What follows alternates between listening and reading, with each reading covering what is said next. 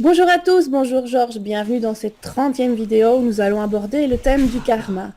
Alors partout où l'on parle de réincarnation, on parle souvent du karma. On le voit un peu comme une sentence, œil pour œil, dent pour dent. Mais où est la spiritualité dans tout ça? Alors Georges, parle-nous du karma. Ah ouais, on va parler un petit peu du karma. Euh, on va en parler évidemment d'après la signification du mot que tout le monde entend, karma, hein. Donc on ne va pas rentrer dans les significations précises en sanskrit, Dieu sait quoi. On reste cool. Donc c'est évident qu'on ne résout pas tous nos problèmes. Notre évolution n'est pas bouclée en une seule vie. Mhm. Et donc pour ça, il y a le karma. Le karma permet de faire perdurer l'expérience de vie en vie. Ce qui était en cours est reporté à la vie suivante et ainsi de suite. Et ça permet de ne pas De perdre, continuer la leçon. de continuer la leçon. Ouais. Et donc il est en lien avec ce qu'on vit à l'extérieur. Absolument. Euh, L'incarnation, c'est une sphère complète qui se passe autour de nous et en nous. Mais cependant, il faut être bien conscient. Avant de continuer, il faut bien remettre les choses à place. L'évolution, c'est quelque chose qui se passe en nous. Quand on est dans l'incarnation, ce n'est pas le monde et ses imperfections et le chaos qu'il y a dans le monde qui vont soigner, mais c'est nous. Le chaos que l'humain installe dans le monde vient de l'intérieur, des dysfonctionnements intérieurs des gens. C'est un peu un miroir. L'extérieur est un miroir de l'intérieur. Voilà, voilà. Donc, le chaos de la société actuelle n'est que le reflet De nos des imperfections. dysfonctionnements qui sont à l'intérieur. Donc, il ne faut pas essayer de changer le monde et de guérir le monde. Ce n'est qu'un reflet, ce n'est qu'une conséquence. Ce qu'il faut soigner, c'est ici, notre intérieur, c'est ça. Tout tourne autour de ça. Et évidemment, le karma va s'adresser, bien sûr, à ça. C'est de cet œil-là qu'on doit voir les choses, de ce qui se passe en nous. Le monde n'est pas responsable de ce qui ne va pas en nous. Nous avons la responsabilité des imperfections en nous qui font que le monde ne va pas. C'est l'inverse. On ne va pas bien parce Mhm. que le monde ne va pas. Le monde ne va pas parce que nous n'allons pas bien. Tu vois? D'accord. C'est bien ça qu'il faut comprendre dans... Donc, son utilité, c'est de mettre en avant nos faiblesses, mais ça permet également de nettoyer ce qui n'a pas été fait dans les autres vies. Voilà, il y a deux choses en fait. Le karma permet, d'une part, de nous donner l'occasion de comprendre que nous avons des faiblesses, de les voir et évidemment de les résoudre, mais ça permet aussi de faire du nettoyage, de retraiter les énergies négatives que nous sommes liés, avec lesquelles nous sommes liés, à cause des dysfonctionnements et des comportements injustes que nous avons eus dans les vies d'avant. Donc, Mhm. à chaque vie, nous allons évoluer un peu, mais à chaque vie, on va remettre en ordre énergétiquement parlant les dysfonctionnements des vies d'avant. C'est pas comme si tout d'un coup la boîte te pétait à la figure. À chaque vie, tu nettoies un peu, tu remets les choses à place, tu vois, Donc, on en revient toujours à nous finalement. C'est toujours nous, nous, nous. tout revient toujours à l'intérieur de nous. Il faut arrêter de porter son regard vers l'extérieur en pensant je suis malheureux parce que l'extérieur est si merdique. Non, non, ce n'est que le reflet, c'est la somme, le monde que nous vivons est la somme des imperfections que les gens ont en eux. Et D'accord. la solution est en nous. Et si on refuse d'aller soigner ces faiblesses, qu'est-ce qui se passe? On revit les événements en boucle? En fait, c'est comme et beaucoup de gens constatent, hein, parce que c'est un phénomène qui est remarquable, qu'on peut constater, que souvent c'est toujours les mêmes situations qui reviennent en boucle. Des fois avec des autres gens, dans d'autres données différentes, mais c'est toujours les mêmes situations qui tournent en boucle. En fait, c'est l'effet écolier qui ne comprend pas. Tu es en classe parce que oui, on peut vraiment comparer notre incarnation à une année d'école, à une école. Et donc, si tu ne comprends pas un problème, oui, il y a une goutte d'eau qui tombe dans une baignoire, il y a un train qui passe à telle vitesse, c'est bien, tu ne comprends pas bien. Le professeur ne va pas arrêter de t'en mettre sur le sujet, jusqu'à ce que tu comprennes. Et en fait, c'est ça la boucle. Tu n'as pas compris la situation, donc tu n'as pas trouvé la sortie, et ça tourne en boucle jusqu'à ce que tu comprennes. Ça peut se répéter à l'intérieur d'une incarnation, et ça peut se répéter si tu ne comprends pas d'une incarnation à l'autre. Et donc, on peut changer de prof en changeant de vie, mais on ne peut pas changer la matière. Si tu as des difficultés en maths, tu vas avoir des maths jusqu'à ce que tu comprennes. Ah oui, tu vas changer de classe, changer de professeur, changer d'école. Tu vas rebuter de nouveau sur le même problème, et quelle que soit l'école ou le prof, il va s'insister pour dire « Ah non, tant que tu n'as pas compris, on va t'en donner. » Tu vois? Et donc...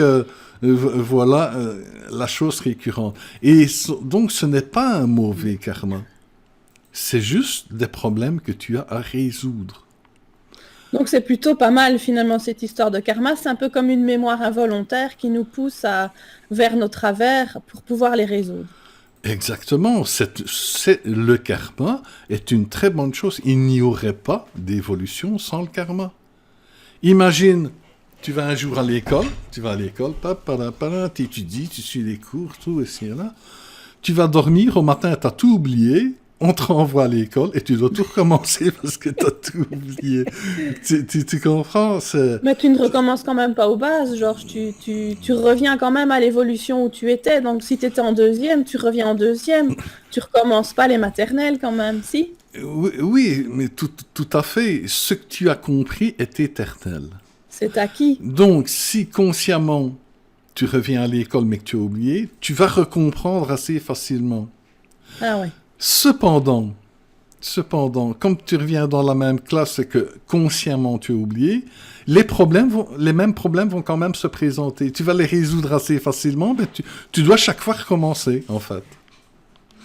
C'est bien, c'est comme dans les films. Ça me fait penser aux films souvent sur le sujet de la journée sans fin. Je sais qu'il y a plusieurs films là-dessus, que le gars se réveille au matin et il vit toujours la même journée, jusqu'à ce qu'il ait un comportement qui résout le problème de la journée. Il y a même un feuilleton qui s'appelle Compte à rebours. C'est possible, je ne sais pas. Mais dans ce cas-là, si tu perds totalement la mémoire, tu vas répéter toujours les mêmes choses. C'est à partir du moment que tu te rends compte qu'il y a un cycle et que tu es coincé dedans, que tu commences à te poser des questions. Tu vois? Ouais. Et le karma sert à ça. Donc c'est un cahier des charges. C'est un cahier des charges. Et en fait, il est basé sur deux données principales. Sur les phénomènes naturels, donc c'est-à-dire les énergies positives ou négatives qui te sont liées, d'après ton expérience, dont tu es l'origine.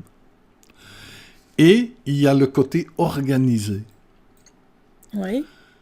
Avant de venir, on organise, voilà, on va traiter, c'est tel sujet qui est en traitement, on va peut-être prendre tel autre sujet en plus, tu vois, c'est organisé.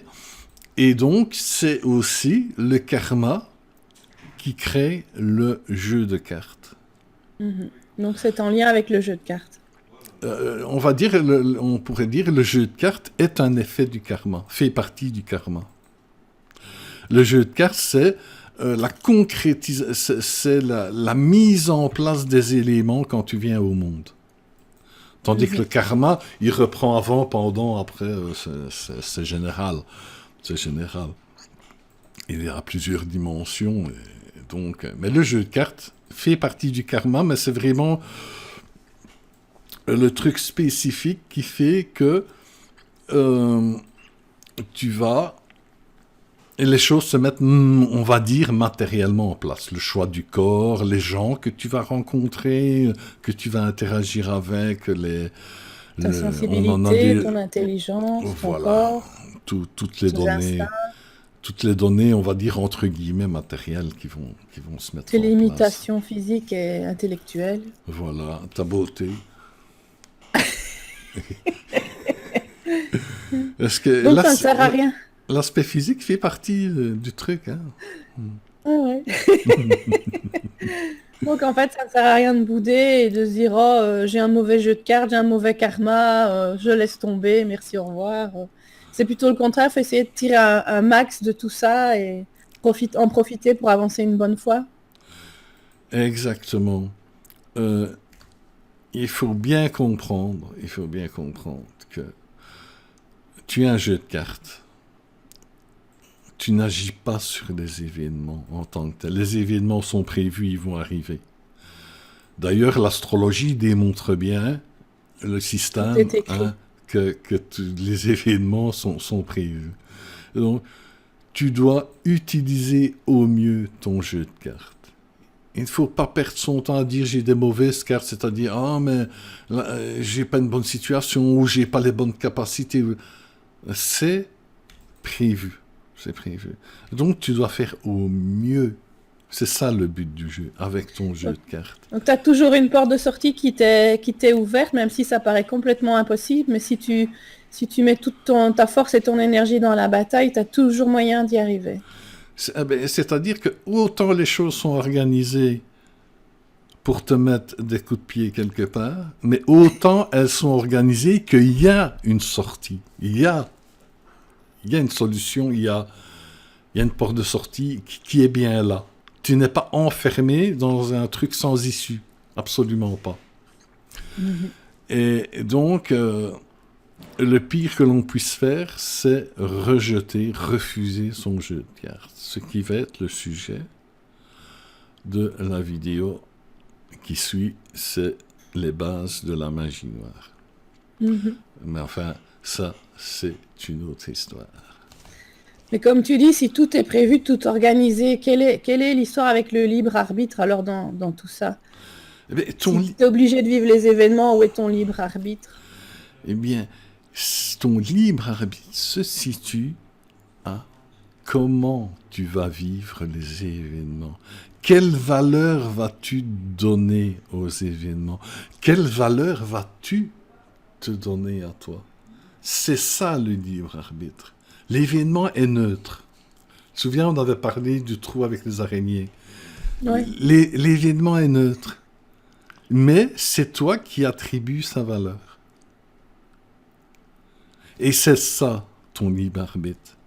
Comme on disait tantôt au début de la petite vidéo ici, ce n'est pas le monde que tu dois regarder et accuser le monde, croire que le monde est source de ton malheur ou peut être la source de ton bonheur. Non, c'est en toi que ça se passe. Ça, c'est vraiment la chose qu'il faut bien garder. Donc on en revient à nous encore une fois.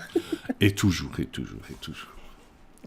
Alors tu as un petit symbole à nous expliquer avec un toréador, je pense, qui illustre bien ce fameux libre arbitre qui est si mal compris. Ah oui. Oui, ça c'est... Attends, je vais parler des toréadors. Mais attention, je ne parle pas de l'assassinat honteux qu'on fait dans les corridas. Je parle de l'image du toréador qui correspond très bien à l'évolution. Alors, c'est un exemple vraiment à mémoriser, à tenir, parce qu'il résume vraiment bien ce qui se passe dans l'incarnation, au niveau personnel. Alors voilà, Mary, nous deux, on se promène dans une pâture, un champ. On se promène. Et puis, ça fait un moment qu'on a passé les fils, Et puis, qu'est-ce qu'on va sortir d'un bosquet qui est là-bas? Un énorme taureau qui nous regarde avec les yeux rouges et qui nous fonce dessus. Quel va être notre état intérieur? Au secours, fouille. on va courir pour aller sauter sur le fil et échapper au taureau. Bon. Mais à côté de ça, il y a d'autres gens qui sont confrontés au taureau. Il y a les toréadors. Les toréadors. J'insiste bien en passant qu'on n'est pas là pour des crimes honteux qu'on fait avec les corridas, mais il y a des toréadors qui, eux, pas du tout pour.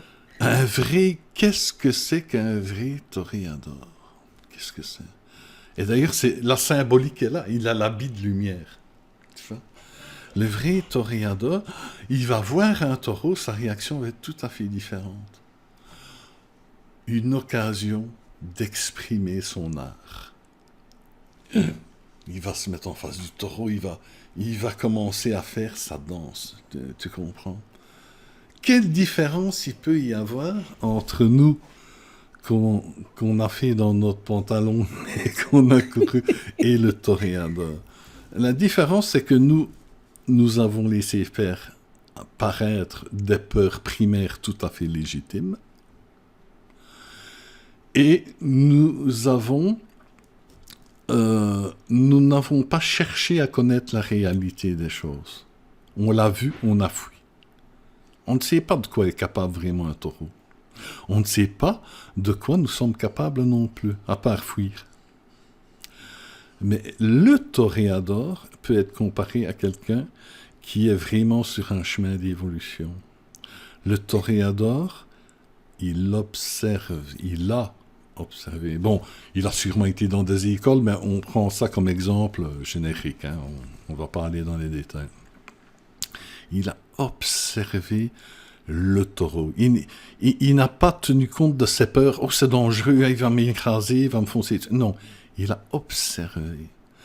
Et il a compris que le taureau, avec sa masse, peut accélérer d'une telle façon, peut s'arrêter plus ou moins net d'une telle façon. Il a d'après sa vitesse, il peut tourner d'une certaine façon à gauche ou à droite, mais pas comme il veut et tout ça. Donc, il a étudié, il connaît le taureau. Mais le plus important, le toréador a déconnecté sa peur de l'animal, sa peur naturelle, parce que c'est une peur naturelle qui te sauve. Il a pu déconnecter cette peur en remplaçant les données de cette peur par la connaissance du taureau et surtout la connaissance de soi. Voilà. Parce que face au taureau, il s'est aperçu que j'ai la capacité, si je ne panique pas, je suis dans mon calme, je peux faire un pas, un mouvement de ce côté-là, le taureau ne peut pas me toucher. Et il découvre en soi, dans son corps, dans ses capacités générales, qu'il a la capacité d'éviter un taureau avec facilité. Mais tout ça, ça ne s'acquiert que par les expériences, Georges. Ça s'acquiert par l'expérience, mais l'expérience ne peut pas venir si d'entrée de jeu, tu cèdes aux idées reçues. Le taureau va me tuer, il est dangereux, j'ai peur, je dois courir. Si tu restes braqué là-dessus, tu n'évolueras pas. Voilà.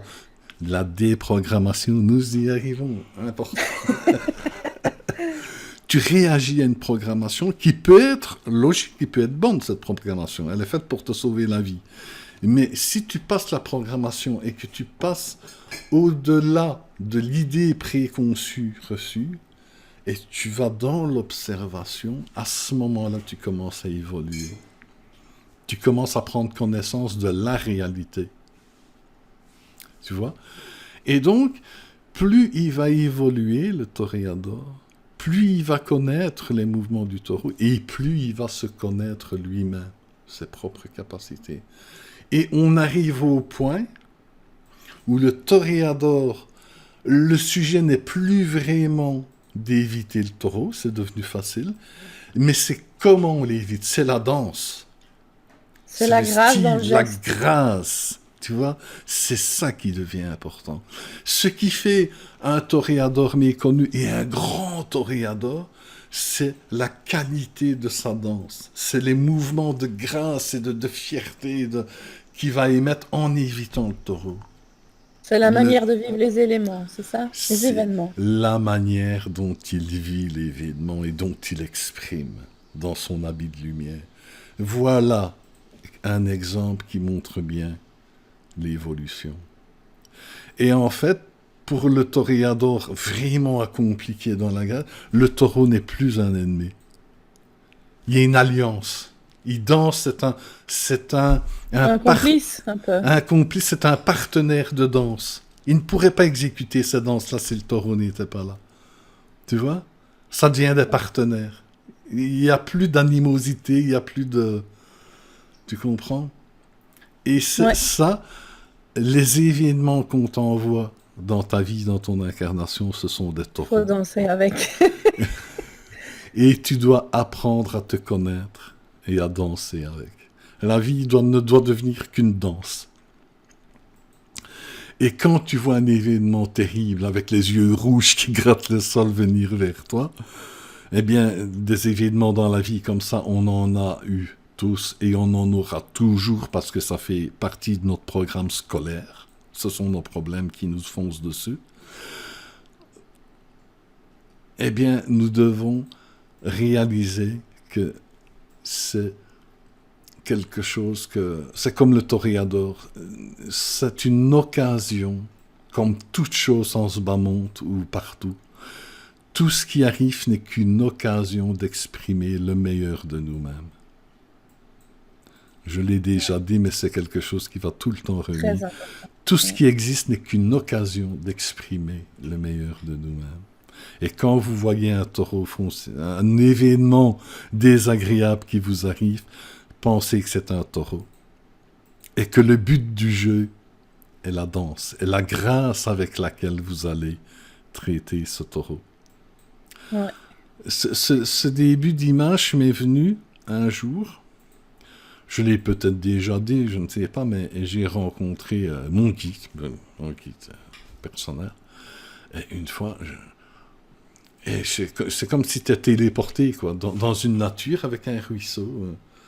Enfin, je suis abrégé, et il se met à côté de moi, et je sens que je dois regarder ses pieds. Et je lui avais posé une question, qu'il y avait beaucoup de choses compliquées. Est-ce qu'il faut vraiment s'intéresser, étudier tout ça, ce qu'il faut parce que j'ai jamais été porté à l'étude et de la complication. Mais je m'étais posé la question, qu'à un moment donné, je me disais quand même, il y a beaucoup de choses, les choses sont fort compliquées. À apprendre, Ouais. beaucoup de matière. Et je regarde vers le bas, il avait comme une robe, hein, il relève un peu sa robe, et il fait un pas. Il avance son pied et il le pose. Mais que c'était beau, une grâce infinie, vraiment.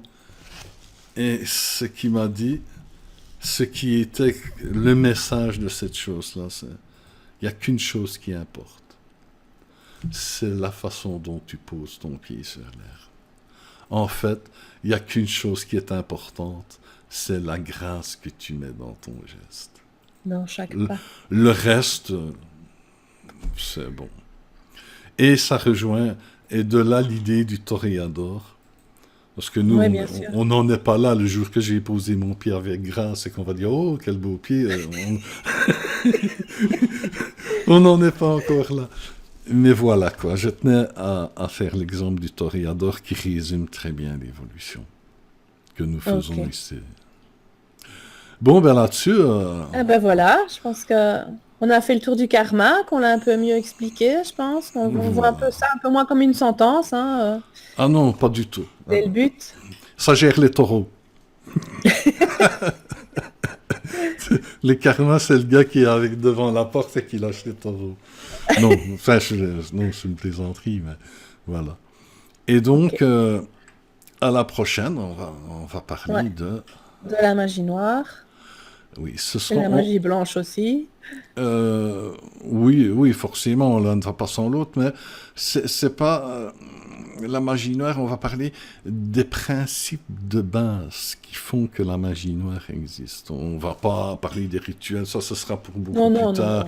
Ce sera pour plus tard, parce qu'il faudra en parler s'il y a des choses intéressantes. Mais on va parler du principe qui génère la magie noire. Et il va y avoir des surprises. Ça va être Des intéressant. surprises. Ouais, Ok. Eh ça ben va. voilà. Merci, Georges. Au revoir à tous. Au revoir, Georges. À la prochaine. Merci, au revoir à tous, au revoir Mary.